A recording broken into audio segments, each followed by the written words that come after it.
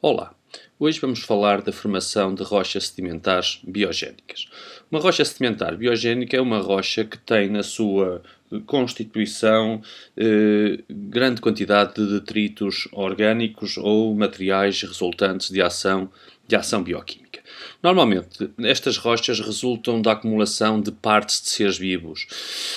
Lá está que as partes que mais facilidade têm em resistir à decomposição são as partes duras, portanto, normalmente as conchas, e depois, como essas conchas resultaram da fixação de carbonatos por alguns seres vivos, quando o ser vivo morre, a parte mole do corpo é decomposta, sofre decomposição, as conchas calcárias vão-se acumulando e a certa altura há a formação de cimentos que vão levar então à consolidação dessas conchas todas, formando então, por exemplo, os calcários que nós conhecemos como calcários conquíferos, como podemos ver aqui na figura. Outro tipo de rocha formada basicamente da mesma forma, podem ser, por exemplo, os calcários coralíferos. O animal, os corais, são animais que também fixam carbonatos. Quando o animal morre, acaba por ficar o esqueleto, que depois constitui então estes calcários. Uma outra rocha biogénica é o carvão. O carvão vai resultar da decomposição de plantas superiores que ficam acumuladas normalmente em fundos de pântanos, em lagunas ou então em zonas de difícil drenagem. Mas como se forma então o carvão? Para que o carvão se forme, a vegetação do pântano tem que ser enterrada rapidamente. Isto de modo a que ela fique livre de uma atmosfera rica em oxigênio para que não ocorra decomposição. Nestas condições, então, o material vai ser enterrado, vai ser coberto por sedimentos e, ao ser coberto por sedimentos, vai ficar isolado do oxigênio, vai aumentar a sua compactação e vai sofrer uma decomposição parcial devido à presença no meio de bactérias anaeróbias. Essas bactérias anaeróbias vão então transformar aqueles restos, aqueles vegetais, num material em que ainda são visíveis estes mesmos vegetais, chamado de turfa. À medida que mais sedimentos se vão sobrepondo, essa turfa vai sendo então progressivamente enterrada, vai afundando, e então, alguns neste processo, as bactérias anaeróbias existentes acabam por morrer, terminando assim a decomposição, e vai ocorrer um processo muito engraçado em que a quantidade de carbono deste material que está a sofrer então afundamento vai aumentar. E porquê que vai aumentar essa percentagem de carbono? Porque basicamente, devido ao afundamento, vai ser libertada da turfa, vai ser libertada progressivamente água, e vão sendo também libertados voláteis, nomeadamente enxofre, nitrogênio.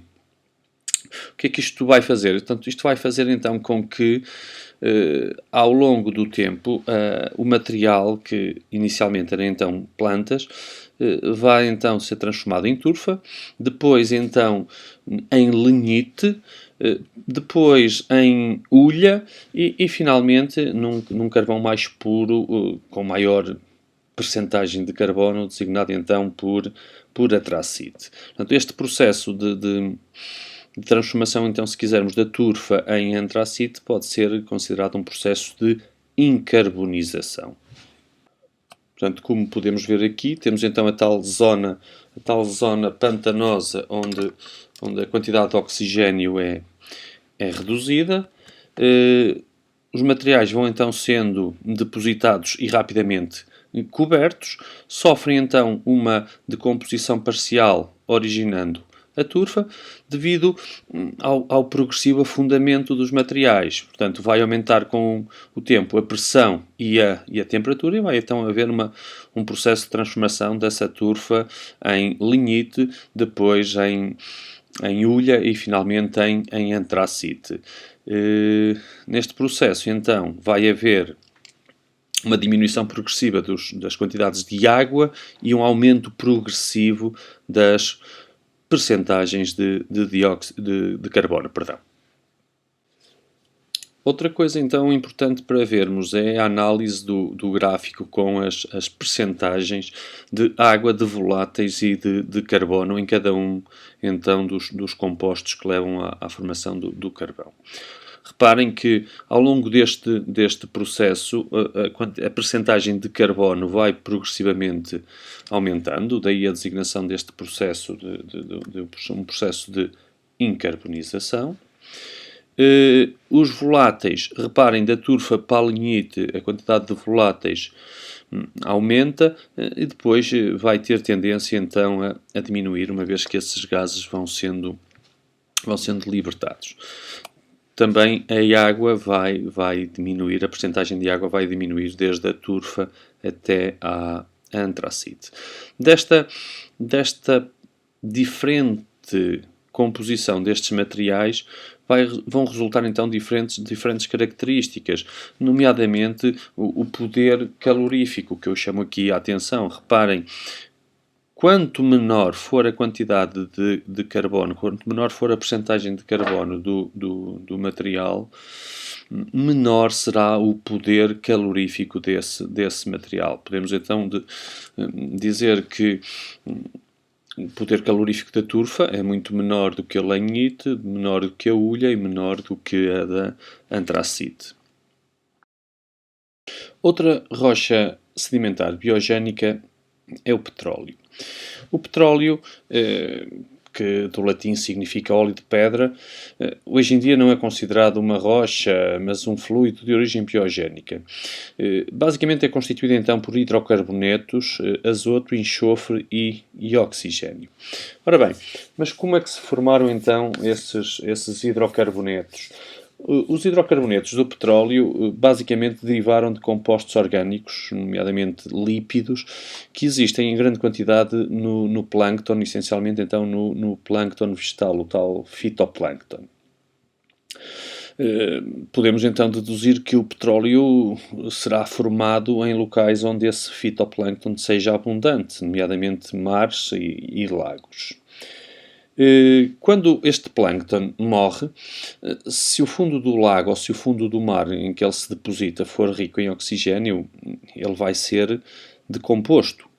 Mas, se pelo contrário esse fundo do mar ou esse fundo do lago for pobre em oxigênio, o plâncton mantém-se e pode ser coberto por novo plâncton que se sobrepõe a ele, ou por outro tipo de sedimentos, nomeadamente sedimentos argilosos, e portanto acaba-se por se formar ali uma mistura de argila e plâncton, em que o plâncton está preservado. Ora bem, se o ambiente for calmo e se houver sucessiva deposição de sedimentos, os sedimentos, nomeadamente então aqui o que nos interessa, o plâncton, vai sendo progressivamente enterrado e vai ser afundado e vai sendo comprimido.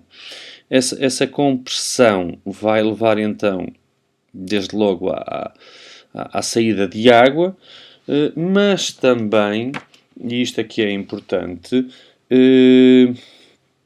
vai levar à litificação. Portanto, vai levar a que estes sedimentos comecem a ficar, então, consolidados. Com um progressivo aumento do afundamento destes materiais. Vão ocorrer uma série de reações que vão levar a que esta rocha-mãe que se formou então, com grande quantidade de fitoplâncton, acabe por formar então os tais hidrocarbonetos e, em último caso, aquilo que nos interessa agora, o petróleo. Recapitulando, em locais onde haja grandes quantidades então de fitoplâncton e que este esteja protegido da decomposição, ele vai então começar a acumular-se, poderá eventualmente ser misturado com sedimentos e fruto dessa acumulação vai sendo progressivamente afundado, vai sofrendo um aumento da pressão e sofrendo um aumento da temperatura, vai levar então à litificação destes sedimentos à extração da água desses sedimentos. Se esse afundamento prosseguir, se chegar a profundidades entre os 2 e os 4 km, vão ocorrer uma série de reações que vão levar então à formação dos hidrocarbonetos e à formação também de gás. Eu há pouco não falei, mas também se forma neste processo gás.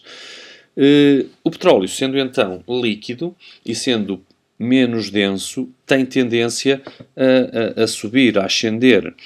Ora, ele, se não encontrar pelo seu caminho rochas impermeáveis, isto é, se só encontrar rochas permeáveis, ele ascenderia à superfície e pronto, e acabou.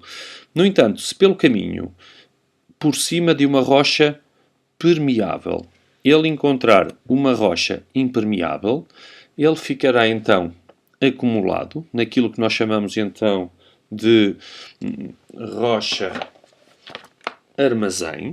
A rocha armazém é uma rocha então permeável que permite a passagem do petróleo, mas que está por baixo, ou que está rodeada por uma rocha impermeável.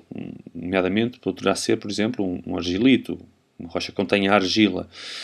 Deste modo, então, o gás e o petróleo ficarão presos nesta rocha impermeável, que funciona então como uma rocha de cobertura, e começam-se a acumular por baixo nesta ordem. Portanto, temos gás, temos petróleo e temos água. Deste modo, depois, nós poderemos fazer a exploração destes depósitos. O conjunto da rocha de cobertura com a rocha armazém. Designa-se então de armadilha petrolífera. Portanto, recapitulando, ocorre então deposição do plâncton e outros seres vivos de dimensões minúsculas e que tenham grande constituição, grande abundância de lípidos. Um soterramento rápido para evitar então a decomposição. A compactação e afundamento das camadas, portanto, provocando o aumento da pressão e temperatura, e a 2 a 4 km a matéria orgânica transforma-se em hidrocarbonetos, em gás